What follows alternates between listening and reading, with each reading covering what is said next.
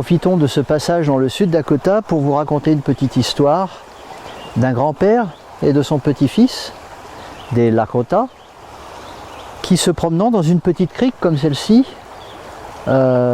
observaient les arbres, repéraient les arbres. Ce qu'ils font toujours traditionnellement, par exemple lorsqu'il y a des cérémonies, des Sundance, des danses du soleil, l'homme médecine va, un an avant, repérer l'arbre qui servira à la cérémonie parce qu'il faut qu'il ait une certaine forme, etc. Et là, ce grand-père avec son petit-fils, il dit, tu vois, cet arbre-là, pas celui-ci, hein, mais dans l'histoire, cet arbre-là, regarde bien, il y a un arc à l'intérieur. Mais il n'est pas encore prêt. Donc, quand l'arc sera grand, sera prêt, on l'extraira, on le sortira, une sorte d'accouchement de l'arbre pour en tirer l'âme.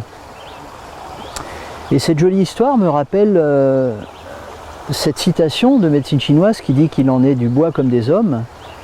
On en trouve des types nombreux et différents, on n'est pas tous faits du même bois. Et la question se pose de savoir quel arc on a en nous, quelle âme on porte, et comment l'extraire, comment la mettre à jour, comment renaître une deuxième fois. À méditer, façon Lakota, façon chinoise, peu importe. 青春就是一场一场。